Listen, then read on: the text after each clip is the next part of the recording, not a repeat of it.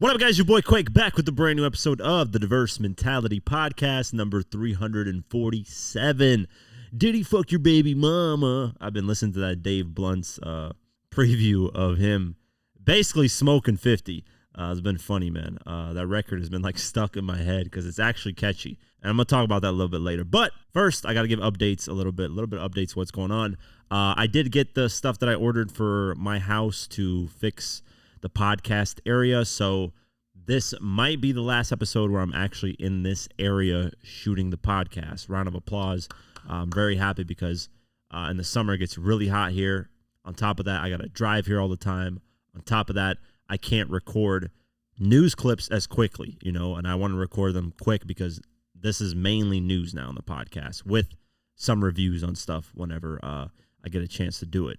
With being able to record news clips a lot quicker, it obviously equates to better views, better reactions, all that stuff. It doesn't change anything as far as the podcast and when it gets released and all that, because whatever news clips I record ahead of time, I'll just clip them all together for the full podcast episode. So it'll be normal, seem like everything's normal. Only thing you'll notice is like my clothes changing, stuff like that, or simple stuff like that, because I'm recording sometimes on different days. But yeah, so that's the good news.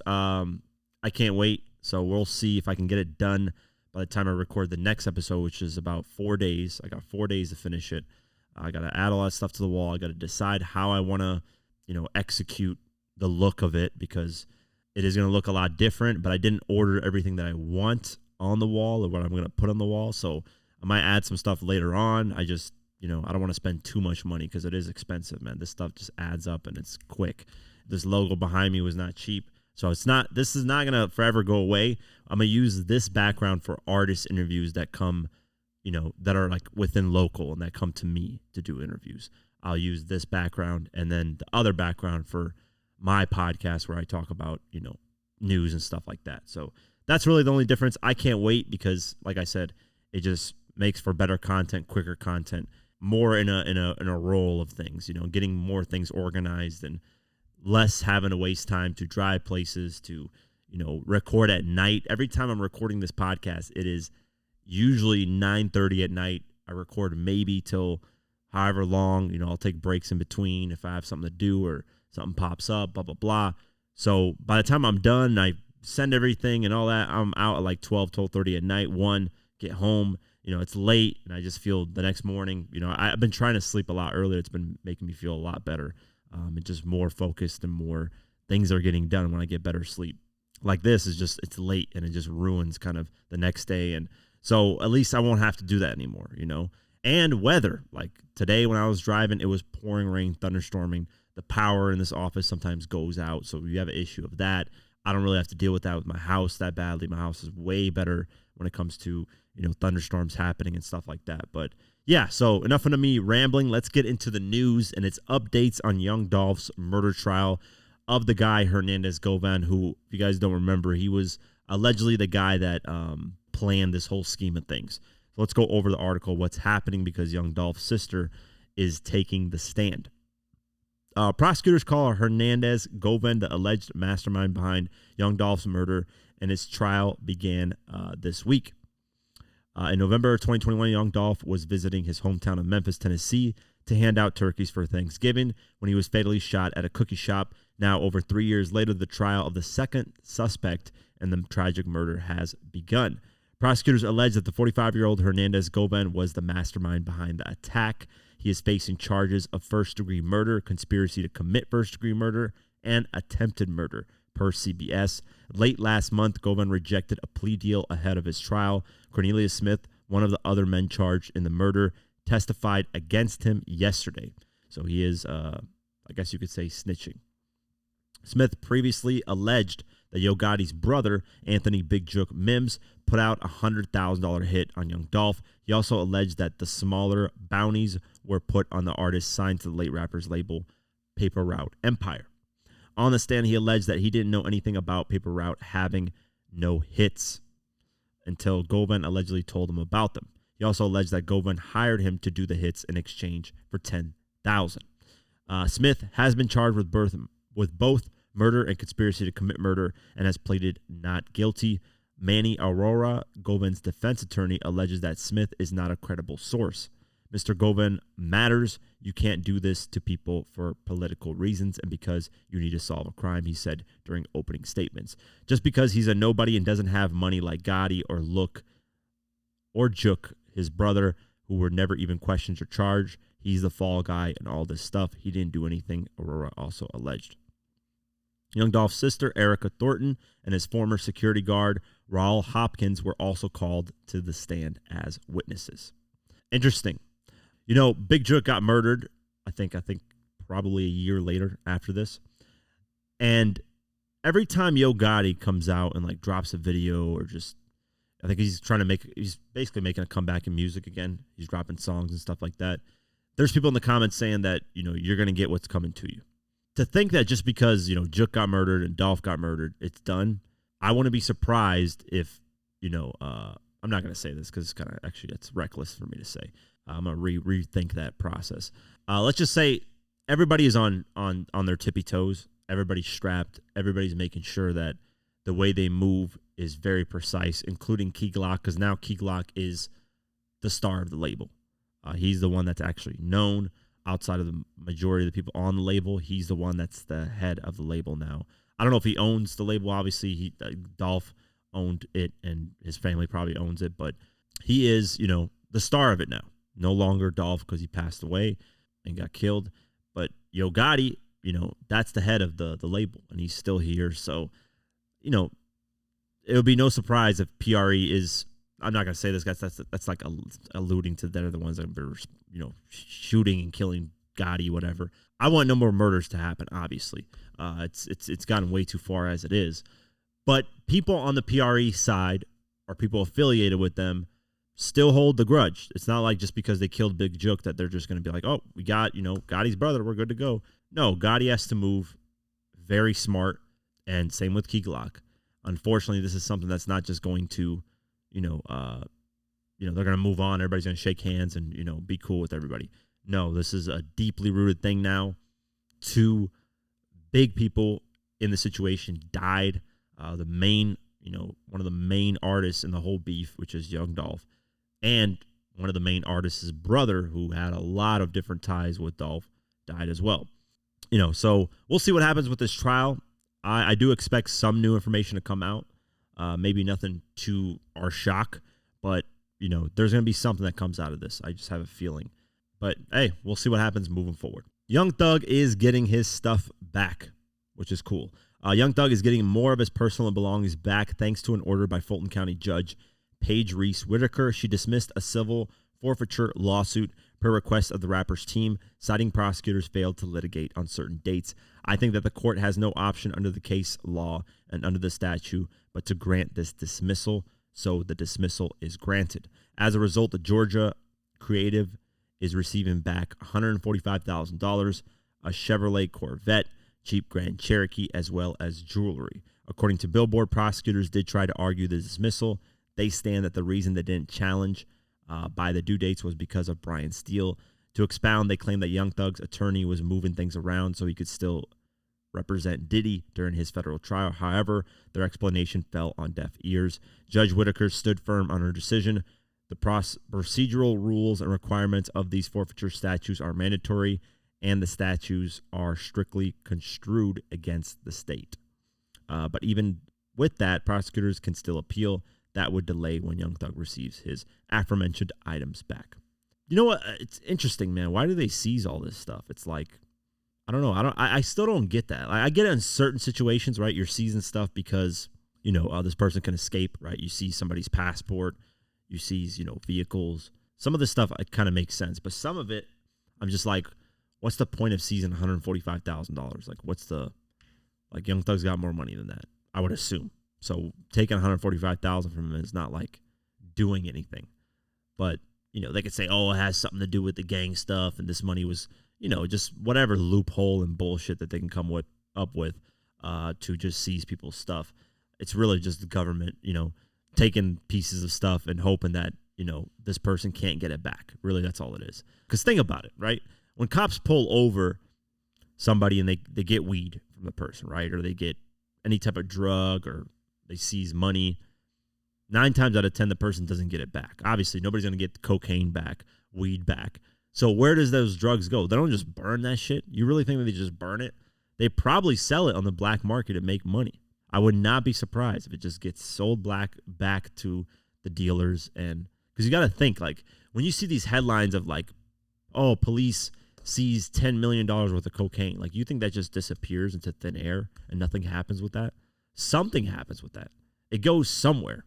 And I doubt they just dump it into, or just whatever. They don't dump it into a river or some shit, and have the fish fucking jumping like crazy in the water. But, something happens to this stuff. It's not just, and I've always questioned that. Like, we trust, when you look at it, police is essentially a gang. Technically, the right side of gangs and we're supposed to think they're the morally not corrupt ones, right? And they got morals, values, integrity, all this stuff. But it's still a gang. It's still a group of people on one team seizing things because they have the legal right to. But at the end of the day, without those laws and those legal rights, it's just like a gang seizing from another gang stuff. It's like, so we put a lot of trust into police and hoping that they do the right thing, when there's been millions and thousands of cases of, cops doing the wrong thing. Now, I'm not saying every cop is obviously a bad cop, but out of 100%, at least 20 to 30% have their issues, right? I remember seeing this body cam footage, too, of this guy. He had, like, a wad of cash in his, like, jacket, and ended up being, like, I think $8,000, something like that, right? And they're like, what do you have this money for? He's like, oh, my girlfriend gave it to me to, pay rent, blah, blah, blah, stuff, bills. And he only got pulled over because he had a traffic violation, like, from a while ago. And they're like, oh, you had a warrant your arrest for that traffic violation. So it wasn't anything major. Like, he didn't get pulled over and they found, like, loads of cocaine and guns. And, it was just a traffic violation that he didn't show up to court for. So they locked him up. So they took that money, and the cop, so the money was like wrapped in like a rubber band, and the guy was smart enough while they were checking him, blah, blah, blah, to hear the rubber band pop. And what ended up happening was that police officer tried to pocket a couple $100 for himself, and he put it towards like the door, like little, like on the door, there's that little like kind of basically like a little place where you can place stuff. I forget the hell it's called, the word for it. Anyways, he puts some money there, and the guy's like, dude, this, like, the guy that's locked up in the back of his seat's like, dude, you took my money. Like, I heard the rubber band pop. You took my money. And there's police officers that come there, like, what are you talking about, blah, blah, blah. And they ask him, like, how much money did you have? And he's like, I don't want to say, the amount that I have because I don't know off the top of my head 100%. And he was smart for saying that. Because if he would have said, like, 6,600 and, he pocketed, let's say police officer pocketed 800, they only count 6,400, so that means $200 is missing. So then the police officer can walk away with $600 and say, oh, look, here's another 200, So he didn't want to say a specific number because then the police would be stuck on that number, and then that police officer could potentially walk away with some money. So he didn't say a specific number, but he said, hey, check the door hinge, check his, like, seat, check him. They ended up checking him. Yeah, he stole money, ended up getting fired. But this is what I'm saying. Like, the police officers, just because they're in a position of power and they're backed by the government and they enforce law, they're not all good. So with that being said, I don't, with this Young Thug thing, I don't understand why they're seizing shit at the end of the day. I get it for certain reasons, but just return his shit, man. This guy is essentially a free man. Keeping this stuff doesn't really do anything. So shout out to the judge for releasing it. Updates on the Drake UMG lawsuit, and Drake is continuing to target the executives in these record label companies. So let's go over the article. Drake has been suing Universal Music Group for defamation over the company's alleged promotion of Kendrick Lamar's Not Like Us. Drake is directly targeting several executives at Universal Music Group in his defamation case against the company. According to All Hip Hop, in doing so, he's accusing them of defamation and harassment while citing alleged deceptive business practices. Drake alleges the group used covert tactics to artificially improve the success of Kendrick Lamar's Not Like Us, which he says contains defamatory lyrics intended to damage his public image. On the song, Lamar famously labels Drake as an alleged certified pedophile. He also references Lamar's performance at the 2025 Super Bowl halftime show. The Toronto Raptor mentions tons of executives. They include Raymond Alvarez Smickle, Executive Vice President and Head of Digital Marketing at Interscope, Jordan Bell, Urban Influencer and Content Marketing at Interscope, Steve Berman, President of Marketing at Interscope, Anthony Butcher and his company Hitmaker Services, Inc., Tiffany Bullock, Senior Manager of Influence and Content Marketing at Interscope, and Jesse Collins of Rock Nation. Interesting, Rock Nation. Forget about that. That's the Jay-Z Drake ties that they have. Their back and forth little beef. Additionally, he names Kojo. Of course, Kojo be charged if you devil foot none. They shook about what I'm going to say. I'm sorry, man. That Family Matters record is dope, too. Who he finally served after over a dozen attempts earlier this month, as well as UMG's iconic CEO Sir Lucian Grange. That sounds like a crazy-ass name. Yeah, and then he attacks Bill Evans, EVP of Urban Promotion at Interscope. All these fucking people, bro. Just name, VP of Head of Music and Audiobooks, Spotify USA, the CEO of Spotify, whoever the fuck. You might as well just name, everybody at this point. Just sue everybody. Everybody in the world. Fuck it. Whoever enjoyed this song, just sue them at this point. As for damages, the filing states, for his deceptive business practices claim, plaintiff seeks statutory and actual damages in an amount to be determined at trial based on expert opinion and analysis, plus treble damages and attorneys, fees and costs pursuant to the 349 section of New York general business law, as well as prejudgment and post-judgment interest. In other news, Drake is currently at work on his 9th studio album, Iceman. By the way, I've been listening to What Did I Miss again, because I kind of stopped listening to it. Now I'm back. Great record, man. Like I said, the first half I really enjoyed, man. I think he should have kept that sound throughout the whole song, but great track, man. I would not be surprised if it's in my top 10 of songs I've listened to this year at the end of the year, because it's a great track. And yeah, I don't know what to expect on the Iceman album. I think, who knows, man? We'll see how it performs for Drake too, man. It's a lot is weighing on him in this moment. The second single, just completely flopped. I don't remember a Drake single doing that bad in a long time. And it's just a bad song overall. And that song's not even on the Billboard Hot 100. We'll see later when I talk about the Billboard Hot 100. But that song just, let me see. I'm actually about to check the YouTube views on that, because last time I checked, man, Drake's even What Did I Miss didn't do well on YouTube views. But it's not the end all be all. But 5.3 million views on which one? The song. Let's see what Did I Miss when I've been cooking with y'all, booking with y'all. That's at 11 million. So definitely a lot higher in views. But right now I'm not, I'm just excited to see what he says on the album. As far as albums, I haven't really enjoyed a Drake album in full in a long time, man. I've enjoyed songs off his albums, but a full body of work, it's been a minute. It's been a long minute for me. I think the last one I really enjoyed as a full body of work is probably, if you're reading this, it's too late. I think Views is when I started to be and then Scorpion's a great album, but it's too long. So there's a lot of tracks I didn't like. If it was a lot shorter, that album has a lot of bangers on it. Nonstop, Mob Ties. What's that record, man? The singles, all the singles on there. I keep forgetting some of these titles. But it had a lot of bangers on there, so I enjoyed that. Certified Lover Boy, it's got a few good records on there. But yeah, it's after Scorpion, really, a lot of the projects just kind of went downhill for me. But each album has a couple of bangers on it that I can pick, and take from and be like, you know what, this is good. As far as the recent one, what was the recent one? What the fuck was that called, man? I forget.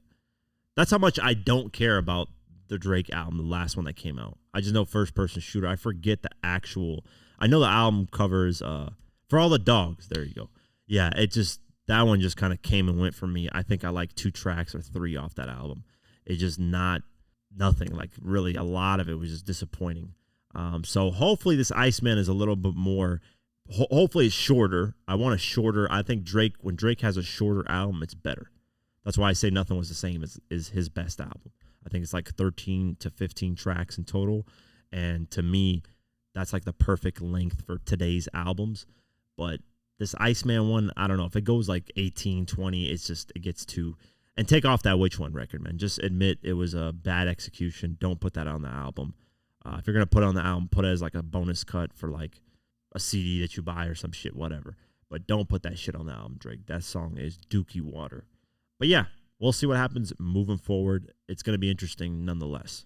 R. Kelly keeps taking losses, and I love it, man. So let's go over the article. R. Kelly's fight for freedom continues, but recently took another loss in court. All Hip Hop's grouchy Greg Watkins exclusively reports that U.S. District Judge Martha Pacol denied the disgraced performer's motion to disqualify for the U.S. Attorney's Office from his Quake case.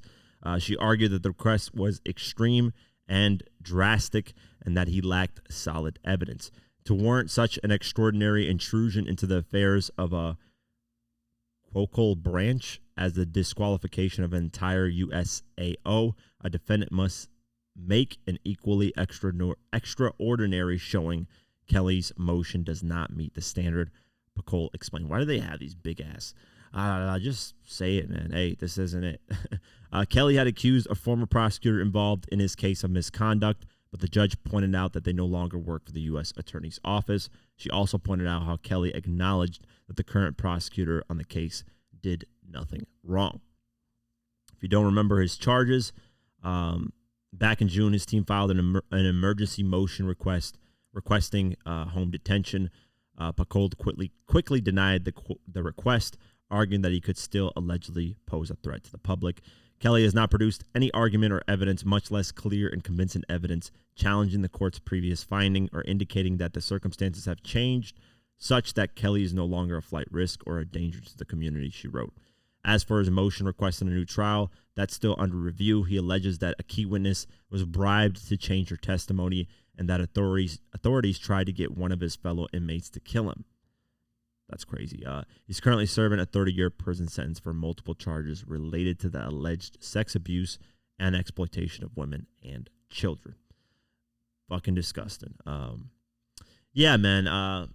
Like I said, man, I just don't know how this guy got away with this stuff for so long. The industry just kind of, there's literally a videotape of this guy peeing on a girl. I forget if she was underage or not. Probably underage, if I remember correctly. And it just kind of like got brushed to the side, and R. Kelly came with Ignition Remix, and everybody just kind of forgot. It's crazy how like you just come out with a hit, and people just like, oh, did he pee on that underage? I don't remember that, man. Oh, it's remix to Ignition, hot and fresh out the kitchen. Like that's all people were caring about and bumping. It's crazy, man. Yeah, but this guy deserves every issue that he's got coming his way. Disgusting, man. And I was going to do a documentary on R. Kelly a while ago. I had planned on it. But, you know, the more I got into it, the more I was like, man, I don't want to discuss this shit. Some of it's just gruesome and nasty. Will I ever do one? I don't know, maybe, but it won't be able to be put on YouTube or it would have to be like heavily censored because just a lot of the details are very like disgusting. And YouTube is not going to let that shit fly. So I'll see, man. Right now I have my eyes on different documentaries that I really want to do. So this will be something in the future that if I feel like doing will be something I will explore. This is a sad story. 6ix9ine's friend, this is apparently a girl that, I don't know if he was dating at one point, but she appeared in one of his music videos. She ended up getting killed. Apparently, I don't know if Starlets in New York, I don't know if that's a strip club or not. Let me actually see because is Starlets gentleman's club. So it's essentially a strip club. That's where she worked. And, you know, 6ix9ine, you know, spent a lot of time with her. I think at one point they were dating. And, you know, he hasn't been around her in a minute. But, yeah, just the way she died, something's going on. Something's weird. Something like there needs to be an investigation happening, which there is. And I'm really curious to see where this leads because I would not be surprised if it has some tie to 6ix9ine. It'd be very, because if they can't get to 6ix9ine, why not get to the people that, you know, he's been with and likes and loves and blah, blah, blah. That's usually the second best for gang members to, you know, go after. So let's go over the article. Ariella La Longansta was confirmed dead on Sunday, August 17th, with her body being found in her vehicle on the cross-country parkway in New York. More details have emerged in the wake of the tragic passing of rapper 6ix9ine's dear friend, Ariella. When the saddening news broke yesterday, the 33-year-old's Cause of death was unknown. However, the Westchester County Police Department has confirmed that she succumbed to gunshot wounds. They unearthed that after taking Langosto's body to the Westchester County Medical Examiner's office. However, the PD also is reporting that they believe it was not a random act. In their Facebook post caught by the New York Post addressing the matter, they write, preliminary investigation determined that the woman was likely targeted for violence and her death was not a random act. The homicide remains under investigation by detectives from the General Investigations Unit.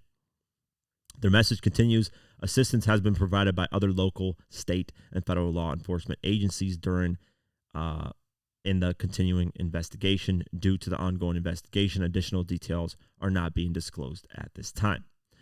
Ariella sported over 566,000 Instagram followers. She was known for her modeling and fashion posts, as well as appearing in 6ix9ine's music video for WAPAE, W-A-P-A-E. Moreover, she worked at a nightclub called Icon, New York, in Inwood. It said Starlets somewhere. So yeah, whatever, gentleman's nightclub, regardless. They posted, hey, today we lost our shining star. Our hearts are broken for your joy. You're a million in the way. You treated everybody with so much care. Always made you stand out. Thank you for giving so much love and support to our home, which also became yours. They said on Sunday. 6ix9ine was torn apart about it, uploading a series of posts himself on IG. In them, he called her a tremendous woman and the Queen of New York. He also said things like, you supported me in everything, my sister, and why I won't ever be the same. I loved you. In other words, he captioned Spanish, I love you and my wife. Other thoughts and prayers go out to everyone affected by her passing. Yeah, very sad situation, man. 33, very young.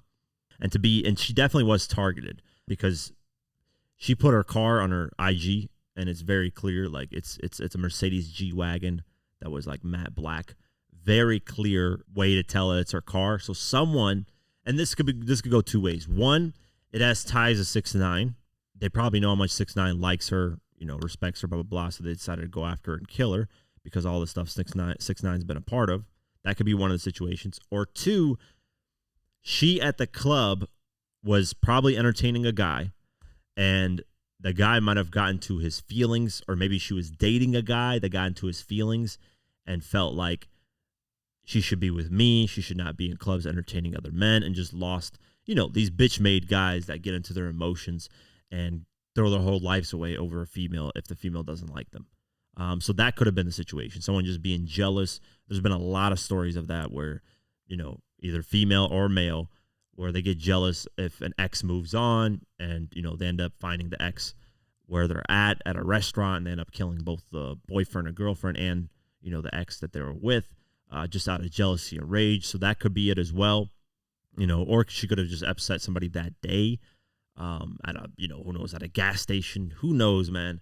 In today's time, it's a very weird world out there, man. If you just slightly disrespect somebody or slightly look at the wrong person the wrong way, they'll lose their shit. So that's why it's important to really watch your surroundings. Stay strapped if you can with a gun or mace or something, because in today's time is just very, very unpredictable, and you could just set off the wrong emotion to someone who's having their whole life go shit every day, and who's willing to throw everything away. Yeah, man, rest in peace to her. Very, very sad. And I will keep my eyes open on any updates, what happens to this moving forward, because, it's just random, very random. And, it has ties to 6ix9ine, so who knows? Who knows what this could be of. If we end up finding out more people getting killed that are close to 6ix9ine, then, yeah, this is definitely gang activity that they're getting back at 6ix9ine for snitching and all that stuff. So we'll see what happens moving forward. Now to a more lighthearted topic. Dave Bluntz, the really, really, really funny fat guy which is funny enough, he's actually from Iowa, which I'm not born there, but I've lived 16 years of my life there. So I kind of consider myself from there since I was raised there. That's the interesting thing about Dave Bluntz is he's from Iowa. But he put out a snippet, and I ain't gonna lie, man, it's a catchy track. The video is hilarious. It's mimicking 50 Cent's In the Club video because he appears upside down just like 50 does in the video. He's running on a treadmill. He's getting tested, and there's a bunch of like beautiful women there, around him. And the song is just catchy. So I'm going to play the snippet. Hopefully it doesn't get copyrighted. If it does, then we'll have to remove it. But I'll play it. And if you don't hear it, it's because it definitely got copyrighted. So we'll play it right now. Curtis Jackson don't really want no drama. Did he pissed on your dirty baby mama?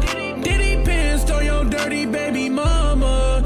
Did he pissed on your dirty baby mama? Niggas talk down on my name, all you gotta do is say it one time. And I swear to God, we gon' beef, nigga, to the very day that I die. When Diddy fucked your baby mama, nigga, tell me, did you cry? When Diddy fucked your baby mama, nigga, tell me, was you hurting? When you wifed up your baby mama, did you know that she was dirty? I gave $30 to your baby mama, now she on my phone trying to slur me. I gave $30 to your baby mama, now she on my phone trying to give it all. I know 50 Cent really hate Diddy cause his baby mama was at the freak off. Curtis Jackson don't really want no drama. Diddy piss on your dirty baby mama. Yeah. Hey, man, that's hard. I ain't gonna lie, man. 50 take the L. The problem is 50's never gonna respond musically, and I know he shouldn't. Obviously, it's essentially, there's nothing really serious going on. Dave is just trolling, because 50 was trolling at one point. And, it's all fun and games. All 50's going to do is potentially respond on IG again if he does.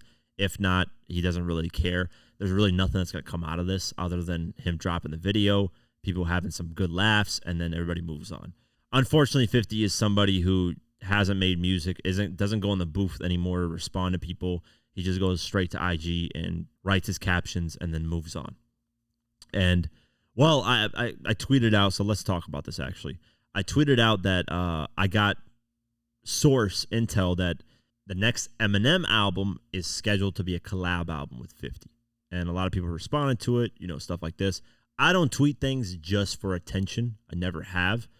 So when I say something, this is the information that I got. And this is somebody that I know who I'm not going to say who's really tapped into, shady aftermath, that type of stuff. Usually when he tells me something, like 80 to 90% of the time, it's right.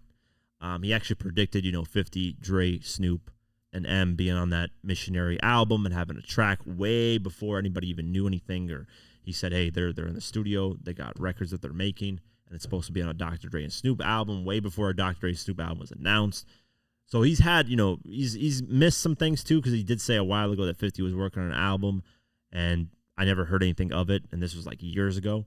So he has missed in some cases, but for the majority of part, I was comfortable. I was like confident in the fact of my source and, him telling me that. Basically, 50, he said that 50 views it as like his comeback in music, and he doesn't want, because he hasn't released an actual album in 11 years since Animal Ambition in 2014, he doesn't want to drop a solo album because he wants it to be an impact. He wants it to have an impact.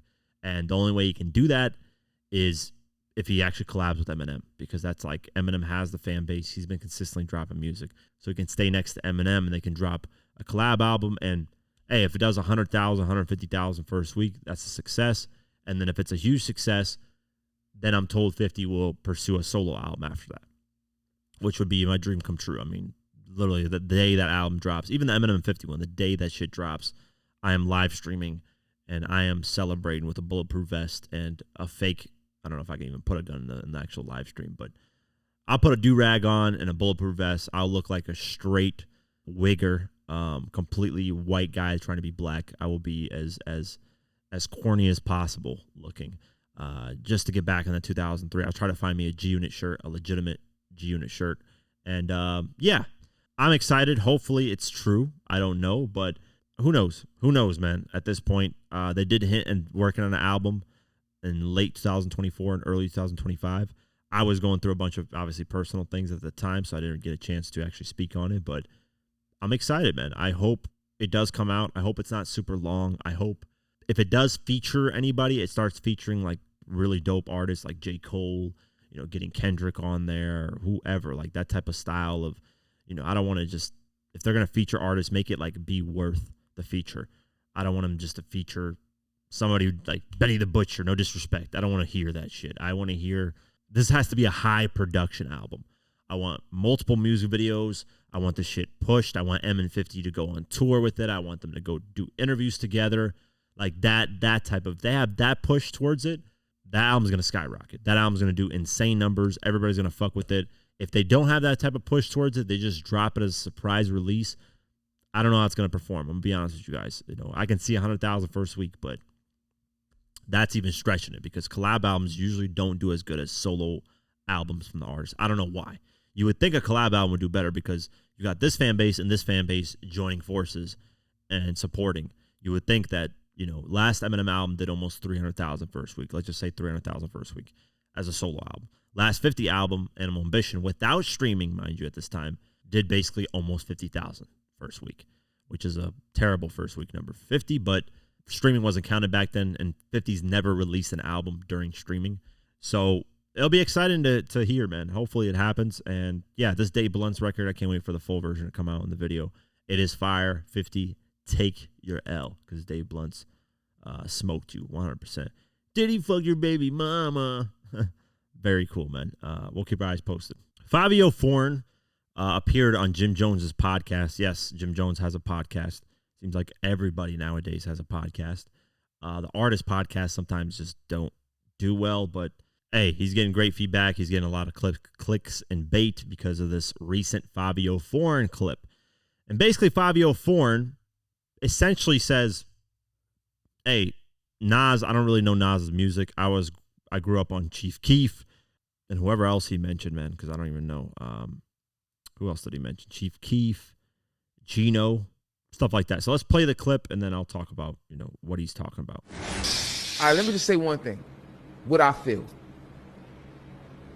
I grew up with niggas like Sosa, Gino, and I'm not saying that the man is wacky. He's not a legend. He's been out for years. So I got a song with the nigga, and I got a song on the album, and the album got a Grammy. But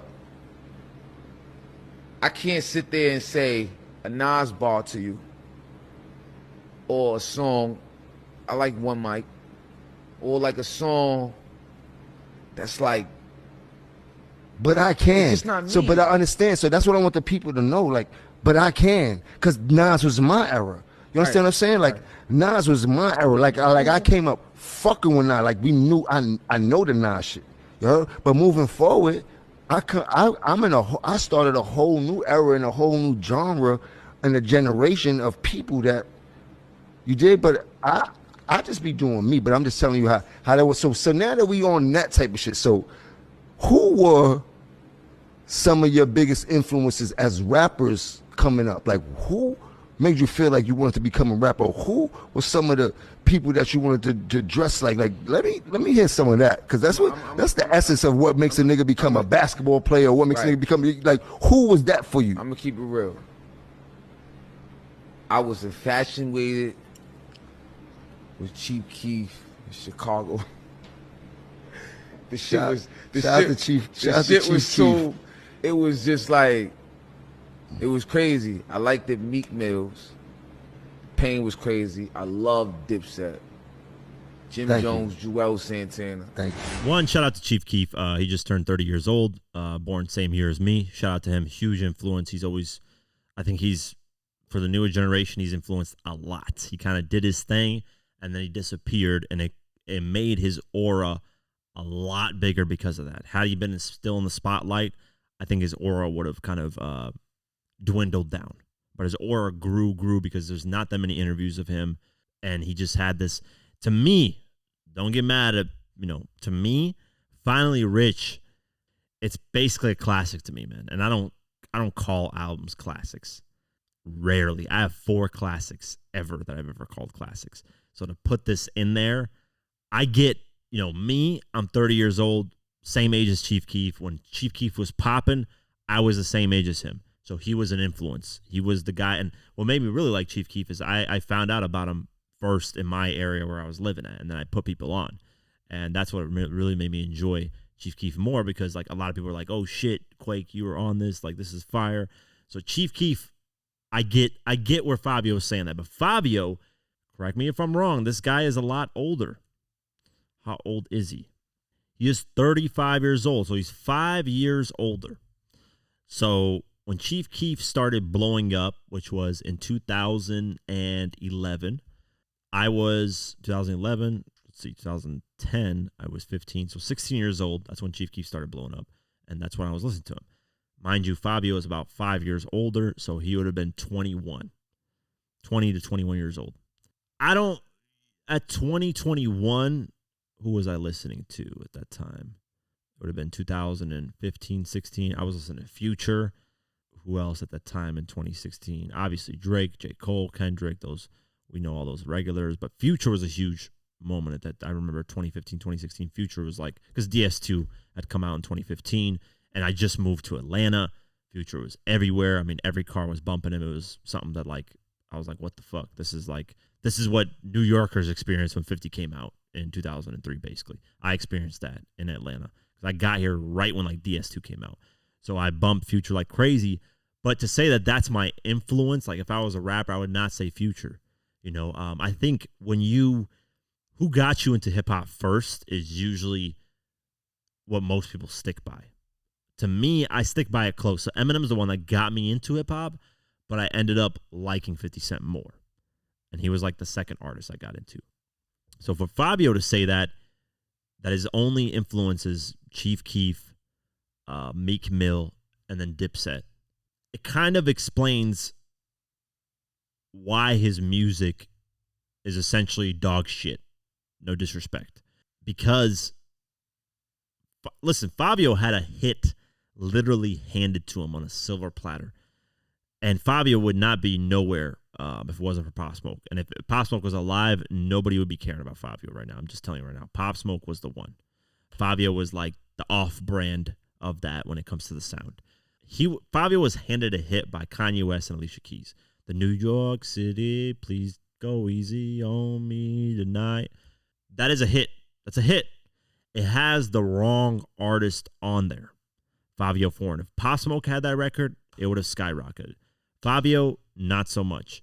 Fivio is just, no disrespect, he's not a great artist. He's got good songs here and there, but I never sat there and was like, yay, new Fivio Foreign. I love this guy. So it makes sense when I hear his music, you can kind of hear that influence. Not to say that Chief Keef, Meek Mill, or Dipset are trash.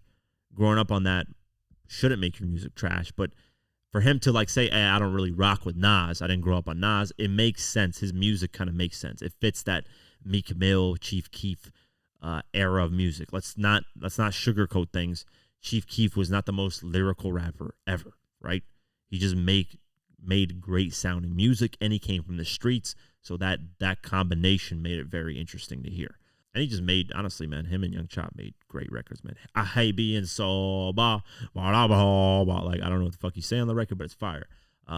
Finally rich, blah blah blah blah blah. So he had a lot of great records on his albums, and he still had great records after the albums. But it makes sense. And then you got Jim Jones saying, I influenced the whole generation. I'm like, bro, you dropped one song, We Fly High. That's it. Like, that's all people know you for. You're essentially a one-hit wonder. I can't, right now off the top of my head, I'm not even joking. I can't name, if you put a gun to my head, I cannot name a second Jim Jones song right now off the top of my head. I'm trying to think. Let me just think about this. A second Jim Jones song outside of We Fly High. And what's crazy is I have one of his mixtapes or one of his albums on my phone. I haven't listened to it in such a long time. I can't think of. I think it's called Capo. So that might be, I can name a project probably, but other than that, I can't off the top of my head think of anything outside of We Fly High. And then Jim Jones, like, oh, I influenced a whole generation. Like, bro, you had one record. Just the fact that you're still relevant in today's time somehow, in some way, is crazy to me. And the only reason you actually got popping, like social media wise, and the only reason people are watching this clip and talking about it is because you guys are disrespecting Nas. Like, that's the level Nas is at. Where Jim Jones tried to make himself like next to Nas, and that always made me laugh because Nas might have not sold millions of records and had number ones and stuff.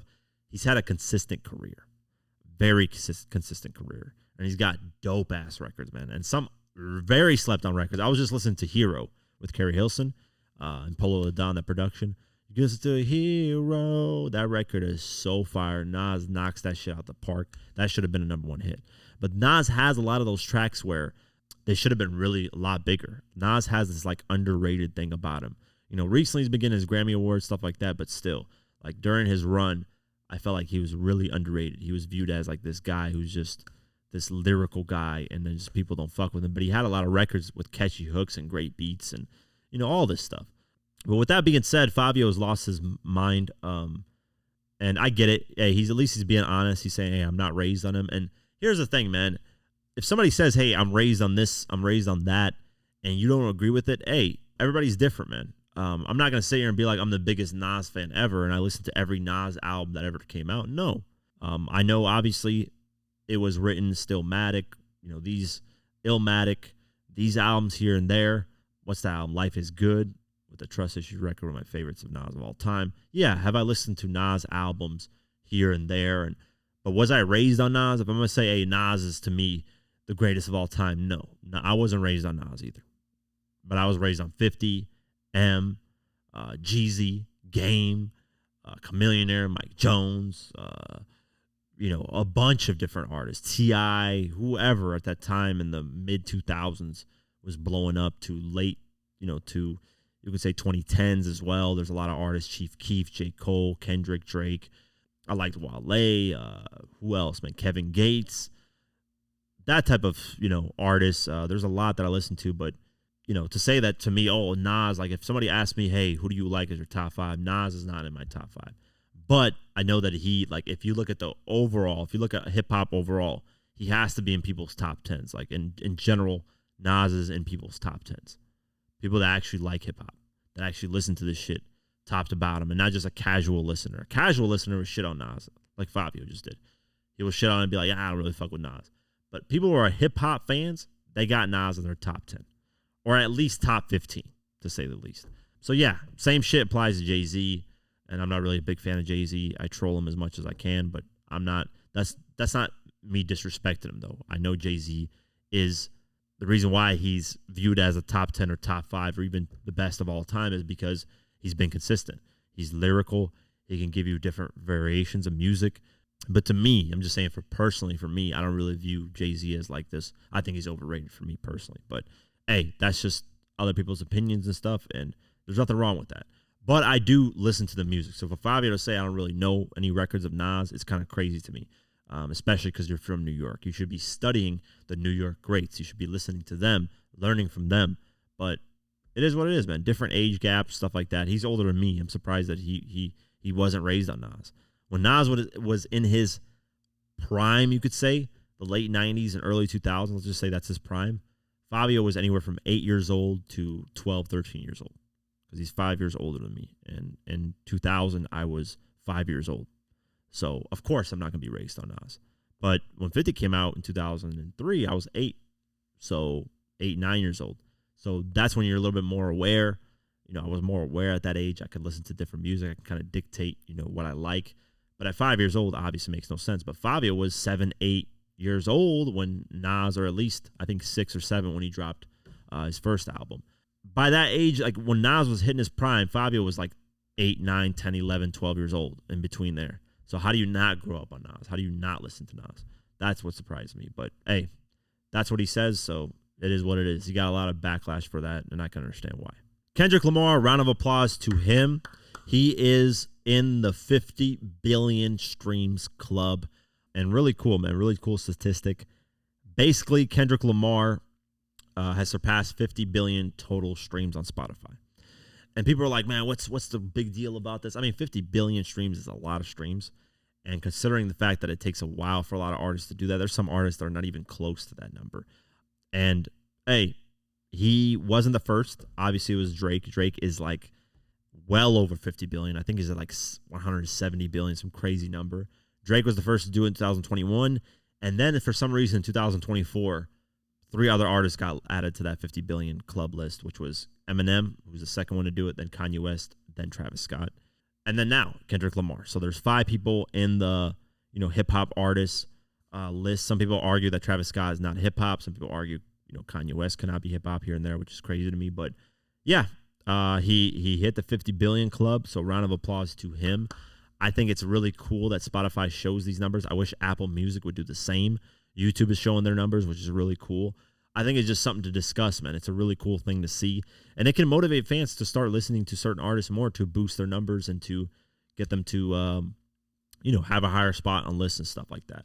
So I don't think it's a bad thing. I think Spotify was rolling back on some numbers on some stuff because they were like, oh, we don't want to expose like certain artists, blah, blah, blah. It can be a good look and a bad look. Obviously, if you got low numbers, it's a bad look. But if you got good numbers, it's a good look, man. It can really boost your algorithm, your aura online and stuff like that. So shout out to Kendrick Lamar. He is the 14th artist, period, not outside of hip hop to do so. And he's the 5th one in hip hop to do so. So very cool. 251 credited songs, the fewest of any artist and fewest of any rapper. So the least amount of songs to do it in, potentially the least amount of time, I guess. Maybe, no, because it kind of took him a little while to get there. But hey, less songs, so the quality is there, and people are fucking with the music a lot more. I mean, Good Kid, Mad City's still on the Billboard 200, I think at like number 100 and something. So it's been on the list forever, for like 600 and something weeks. I don't know, some crazy number. So clearly people still love Kendrick Lamar, regardless if he's gone or not, or if he's making music or not. People still listen to him. So round of applause, Kendrick Lamar. Just a big feat for him. Speaking of the Billboard and charts and numbers, let's talk about the Billboard Hot 100, and I want to see which one is at, because I know I talked about that earlier. So number 1 is Alex Warren, Ordinary. Number 2 is Golden, Hunter X. I don't even know how to pronounce that name. Crazy names. Morgan Wallen, What I Want, number 3. Your Idol, Saja Boys, number 4. Love Me Not, Raven Lene, number 5. Daisies, Justin Bieber, number 6. Lose Control, Teddy Swims, number 7. Just In Case, Morgan Wallen, number 8. A Bar Song, Tipsy Shabuzi, number 9. Sada Pop, Saja Boys, number 10. That's funny as fuck. Soda Pop. I just said Sada Pop. Sada Pop is DJ Who Kids thing. That's why I was like, what the fuck, Sada Pop? That sounds like Who Kids shit. Luther, Kendrick Lamar, and SZA, number 19. It Depends, Chris Brown, Bryson Tiller, number 33. It's interesting. All the Way, BX The Plug, number 34. 30 for 30, SZA was Kendrick Lamar, number 37. What Did I Miss? When I've Been Cooking With Y'all and Dooking With Y'all and da-da-da-da. Anyways, that's number 43, Drake. Nokia, number 45, Drake. Just Say That. If you need a feature, motherfucker, just say that. Young Thug, number 46, debut. Damn, I should have debuted a lot higher, man. That song is fire. If you need a feature, just say that. BX The Plug, Hell at Night, number 49, debut. That's cool. Tyler Creator, Sugar on My Tongue, number 53. Cardi B, Outside, number 59. Which One, Drake and Central C, is at number 67. So it is falling off the charts rather quickly. It peaked at number 23. Then last week it was at number 48, and now it's at 67. Let's see next week where this is at, because I'm telling you, man, this song is probably Drake's worst performance song in a long time. Forever Be Mine, at least as a single. Let me just make that out there, because obviously Drake's gotten songs get on the charts that don't chart that high.